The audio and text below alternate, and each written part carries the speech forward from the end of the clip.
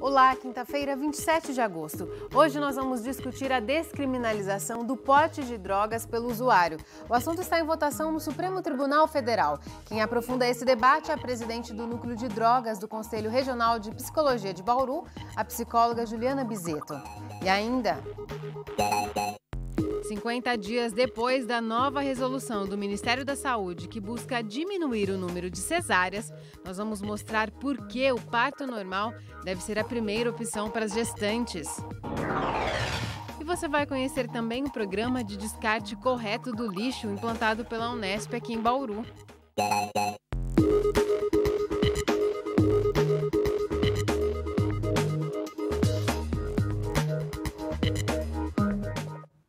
A gente começa a edição de hoje com uma notícia ruim para a cidade. As obras de construção da estação de tratamento de esgoto de Bauru podem ser paralisadas por causa de um erro de projeto. Segundo o secretário de Obras, Sidney Rodrigues, o projeto contratado não levou em consideração a geologia e a movimentação do solo. Por conta disso, a empresa responsável, a Com Engenharia, pediu um aditivo de 11 milhões de reais para fazer a mudança necessária.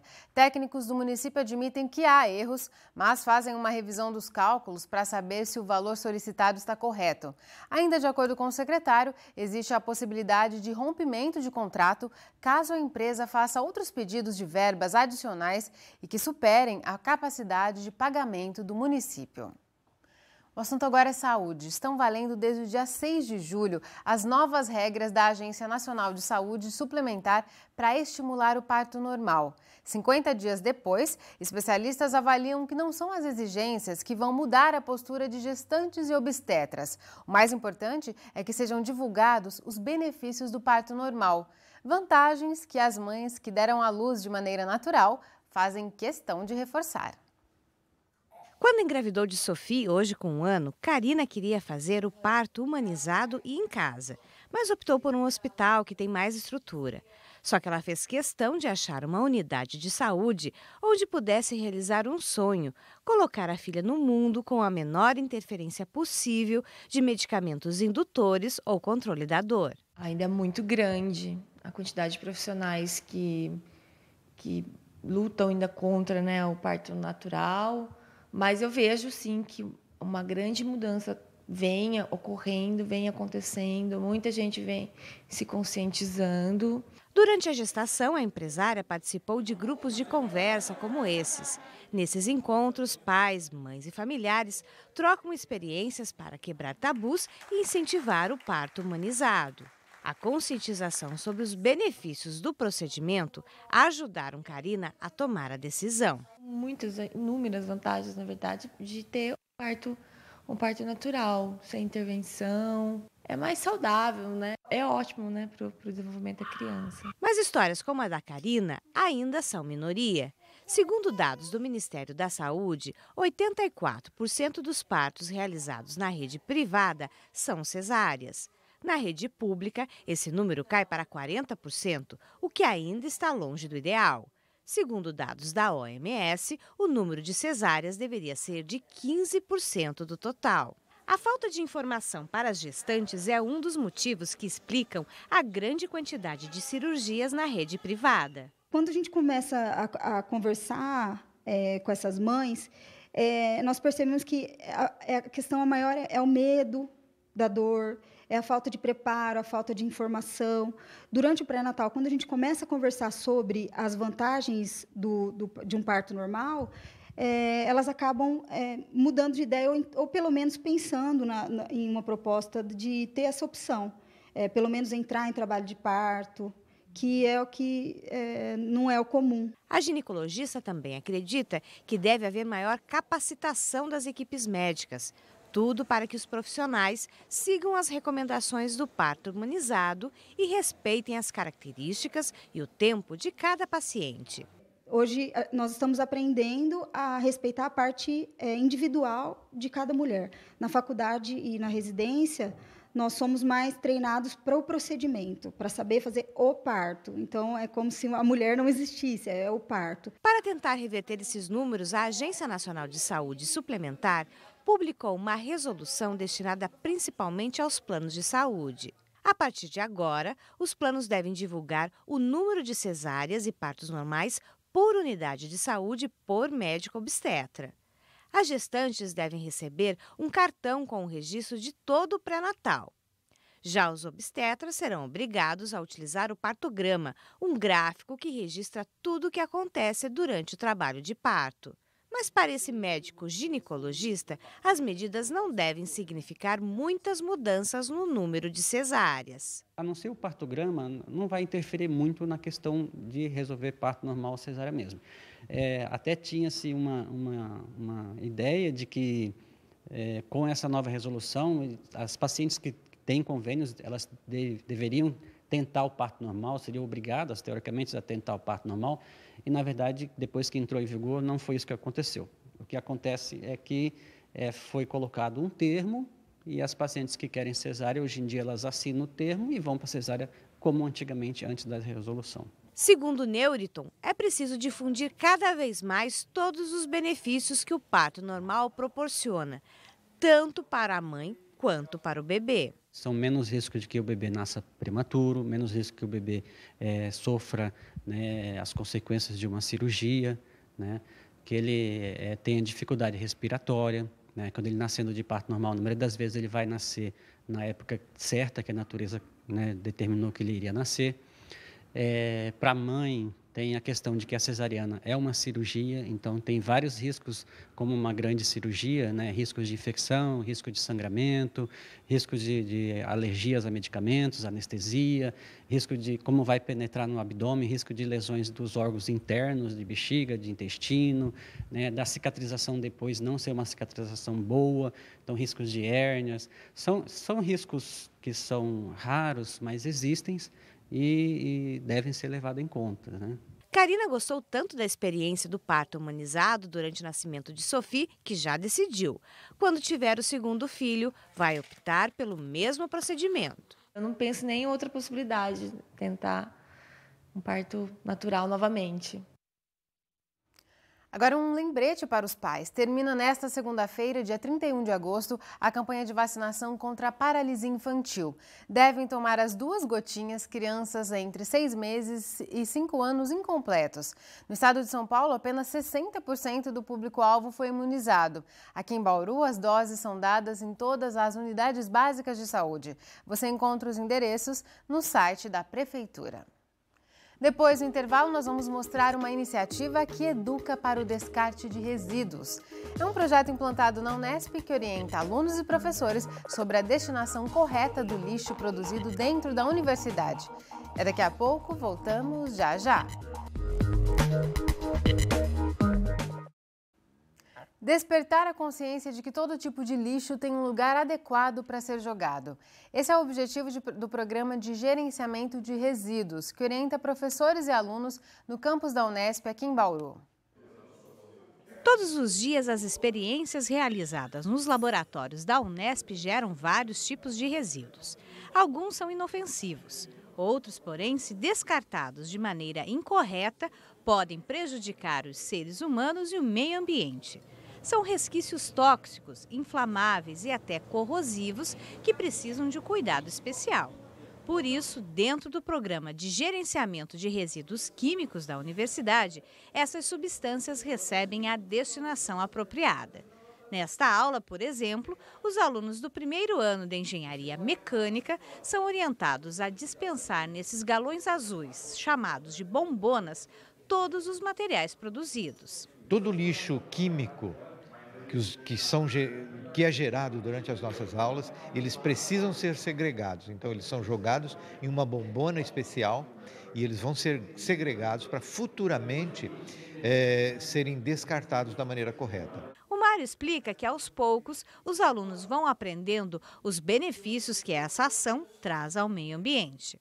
Com conscientização, com trabalho mostrando os danos que esses insumos químicos podem causar a peixes e a aos corpos d'água de maneira geral, eles acabam assumindo e depois de um ano aqui na universidade, aí cada coisa vai para o seu lugar e é segregada da maneira correta. O Samuel comenta que o professor faz de tudo para que os alunos entendam a importância desse descarte correto. O professor até briga com a gente se a gente descartar na pia, né? Sempre a gente descarta no pote azul ali e esse vai ter um descarte apropriado, né? Não pode jogar pelo ralo.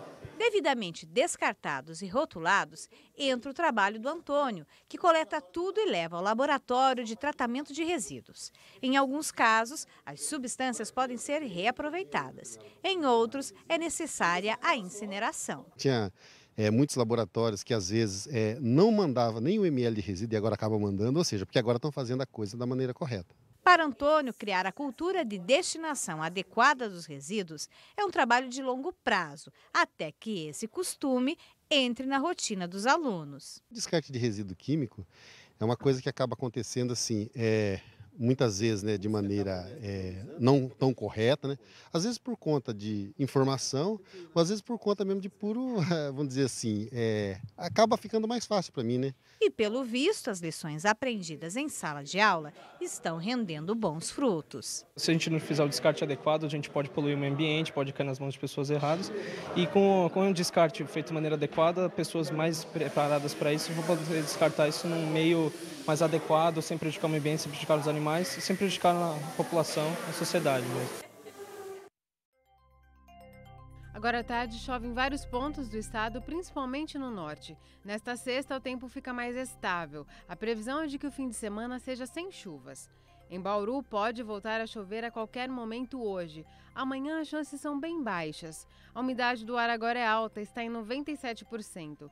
Os ventos sopram fracos, a 7 km por hora. No início do dia fez 15 graus. Agora à tarde, a temperatura subiu para 21.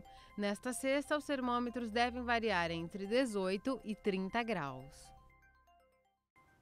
Depois de dias chuvosos, galhos de árvore costumam dar trabalho, mas a poda deve ser feita com cuidado. Se você tem interesse, a Secretaria Municipal de Meio Ambiente está com inscrições abertas para o curso de poda. As informações com a repórter Kátia Vanzini. O curso é destinado para aquelas pessoas que trabalham ou que têm interesse em fazer poda e corte de árvores em calçadas e outros espaços públicos. Eu vou conversar com o Luiz Fernando Nogueira, que é engenheiro agrônomo aqui da Secretaria do Meio Ambiente. Luiz Fernando, por que as pessoas que trabalham com isso ou têm interesse em fazer a poda e corte de árvores têm que fazer esse curso? Nós notamos no nosso dia a dia muitas podas irregulares e muitas são até autuadas por causa disso.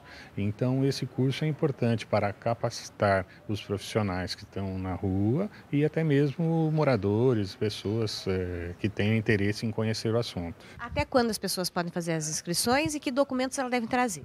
As inscrições começaram na segunda-feira e terminam essa sexta agora. Os documentos necessários são RG, cópia do RG, cópia do CPF, comprovante de residência e 2 fotos 3x4.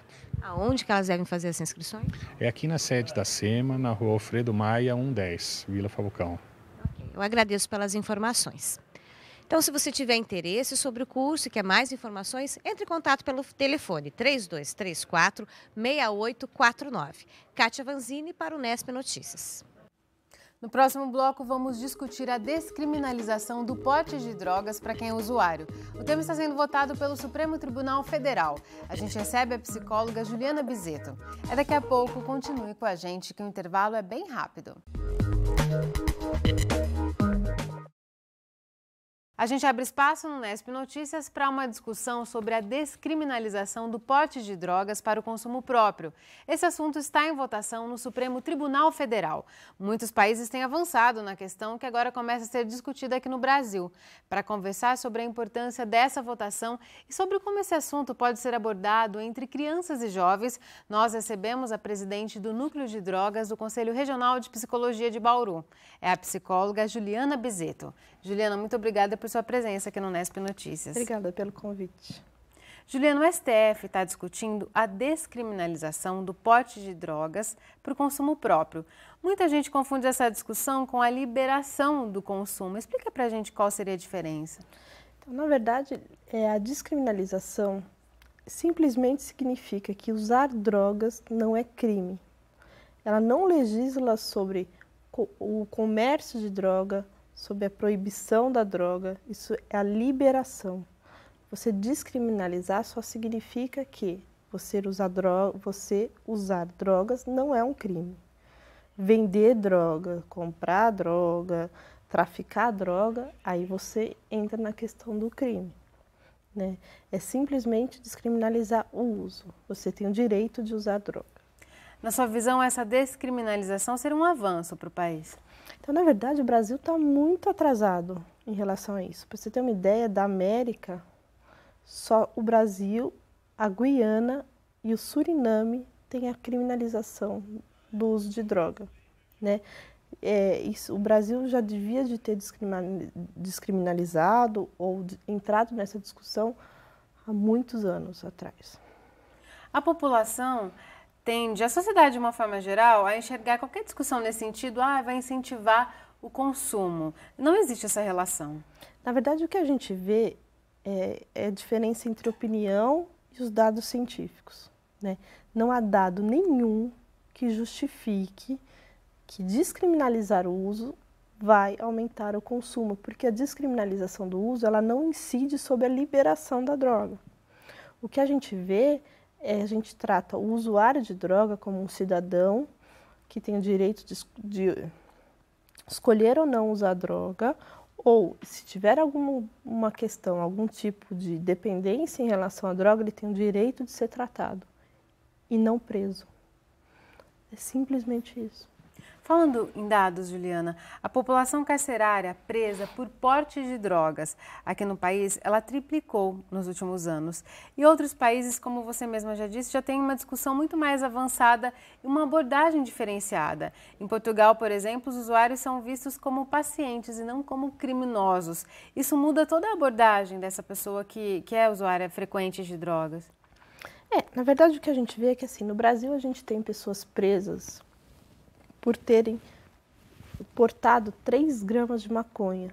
Isso é menos do que um cigarro, para ter um pouco de noção.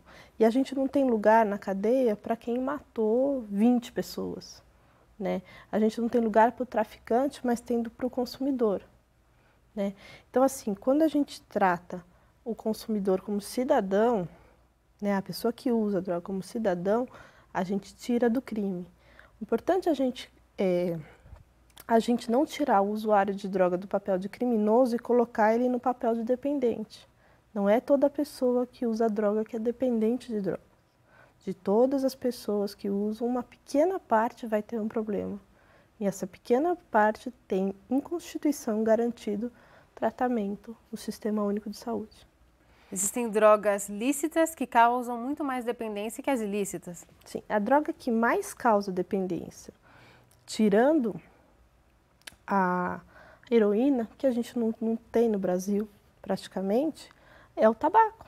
De cada 10 que o experimentam, 7 vão se tornar dependentes. O álcool é por volta de 10%. Cocaína vai para 3%. Né? E a maconha um pouco menos.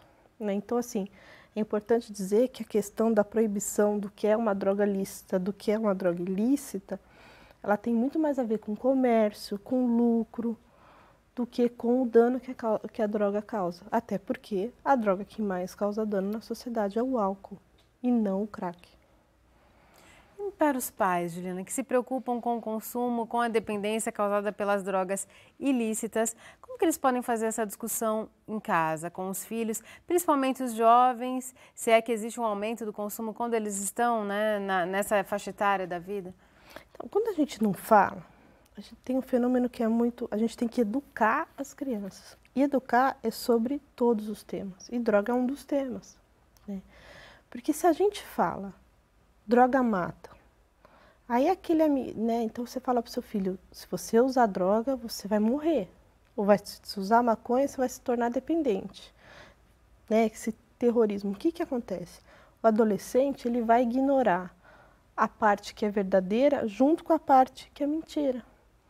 A maioria das pessoas que usam droga, elas não vão se tornar dependentes. Algumas vão. e não dá para saber a priori antes de usar. Então, o que acontece? Quando eles veem que usou e não aconteceu nada, eles diminuem o risco potencial que toda droga tem, sendo ela lícita ou ilícita. Da mesma maneira que a gente vê, por exemplo, mais fácil de falar é a questão do álcool, né? Da mesma vez que a gente vê festas infantis com álcool, a gente vê jovens bebendo muito cedo, né? E a gente vê também um silêncio muito grande, pais bebendo muito na frente dos filhos, né? Casas lotadas de álcool, né? Então, assim, a gente tem que educar as crianças, os adolescentes, para saber os riscos que você corre usando qualquer tipo de droga, mas não aterrorizar, né? E como essa discussão pode ser feita na escola? E ela é feita em algum nível hoje nas escolas? Então, o que a gente vê nas escolas são programas que aumentam essa questão do terrorismo em relação às drogas. Muitas vezes eles são dados, inclusive por policiais, mostrando que esse foi preso, esse morreu, esse foi para o crime. Quando a gente vê que a relação uso de drogas e crime, ela é muito mais social do que por causa da droga, né? Então, assim, a gente vê muito terrorismo. E a gente não vê escolas abordando de uma maneira, na verdade existem poucas, uma maneira natural. A droga sempre existiu na história da humanidade, nunca existiu, nem entre os indígenas, nem entre povos primitivos, uma sociedade livre de consumo de drogas. Na verdade, o que a escola precisava é assumir isso e cuidar das pessoas, ensinar a usar, né? Quando a gente fala ensinar a usar, as pessoas falam, nossa, mas como que vai ensinar a usar? A questão é se beber, não dirija. Ninguém está falando não beba. Está falando, se você optar por beber, você não dirija. Isso é ensinar a usar droga, né? E nunca vi ninguém levantar os cabelos e falar, nossa, que campanha a favor, vai aumentar o consumo de drogas se falar, se beber, não dirija. Entendeu? Assim, eu acho que tem muito preconceito numa questão de proibição ou não proibição, que não tenha nenhum dado científico dizendo que uma droga é pior que a outra. Tá certo, Juliana. Muito obrigada por esclarecer essas questões aqui no Nesp Notícias. Obrigada pelo convite. Fico à disposição. É isso por hoje. A gente volta a se encontrar amanhã às 5h30 da tarde, ao vivo. Tchau!